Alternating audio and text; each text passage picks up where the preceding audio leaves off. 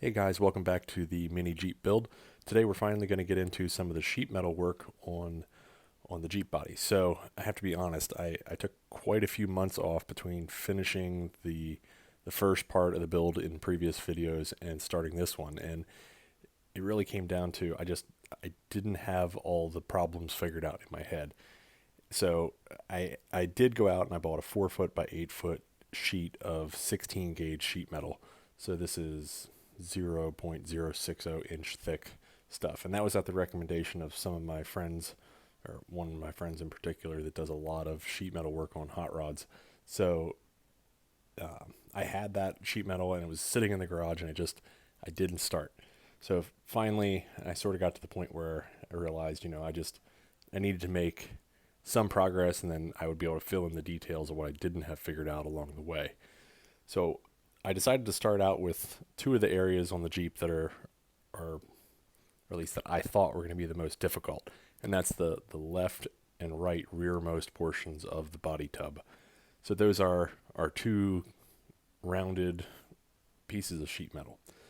I had tossed around ideas of doing that whole back panel of the Jeep in one step, but ended up I had some 3 inch exhaust tubing, so I cut that and then bent flanges onto it and then welded a top and bottom flange on, and that actually ended up working out really well. Um, and if anyone wanted to try to reproduce this, if I were to do it again, I would do that exact same method. Um, so at my home shop, I don't have all that many sheet metal tools, but what I do have at work is pretty decent setup. So we have a 36-inch wide foot shear, so that's the kind of shear that you jump up and down on to cut nice straight lines. I have a corner notcher, which will cut inside 90-degree corners to relieve bends and that kind of thing. And then we have I think it's I believe 8 or 10 foot long 16 gauge sheet metal brake for bending all these flanges.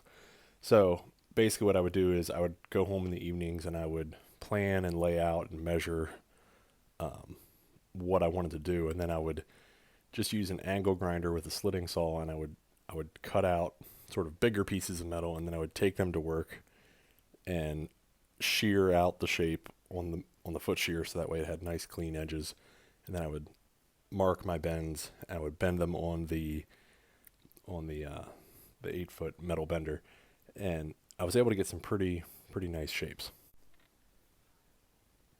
Using the sheet metal bender at work, I was able to blank out some of the bigger square panels that would become the rear tailgate area and both sides. And really, doing this, things started to take shape pretty quickly, and I gained a lot more confidence in how things were going. I could sort of see that, at a minimum, I was going to be able to get the back part of the Jeep tub made, and it was gonna look pretty decent. So I was pretty energized. And after the sides were blanked out, the first big thing to do was the curved rear wheel well. So, looking at the scale and sort of rummaging around my shop for something that had about the right diameter, I found that a 5 gallon bucket was almost the perfect diameter for the wheel wells. So, I mean, it really wasn't any more complicated than that. I just sat a 5 gallon bucket down on it and traced around it with a Sharpie, and then using the right angle grinder with a slitting wheel on there, I carefully walked around that and cut that shape out and then deburred. Uh, I took some of the sheet metal into work and I blanked out some 5/8 inch strips, and those 5/8 inch strips would be what I ended up tack welding along the edge of that curve, um, to simulate the bend that would be on the real Jeep and to avoid having a sharp edge there for the kids to cut themselves on. So after everything was hand formed around that bend, or actually the 5/8 strip was bent around the bucket and then held in place and tacked until it all looked good. And then once everything's tacked, you just go back in and you run about an inch of weld or half inch of weld, and then jump around so you don't get too much heat buildup. And then you grind the outside and you end up with something that pretty closely matches the radius of the bends. And again, I'm actually pretty impressed with how that technique worked out. And again, that's not my technique. That's just purely coming off the advice of some of the guys that I talked to. The same guy that gave me some of the other ideas for sheet metal thickness and stuff. So he's doing that kind of thing all the time, and you know, it works. So no need to reinvent the wheel there.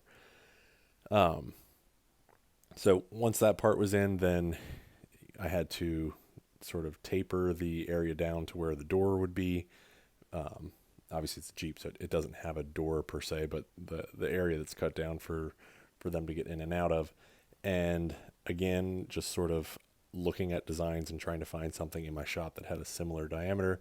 And it turned out a 1 gallon paint can had something that looked about right. So again, just like I used the 5 gallon bucket for the wheel well, I laid the 1 gallon can of paint on there and traced around it with a Sharpie and cut out, and then tacked on the 5/8 inch strip.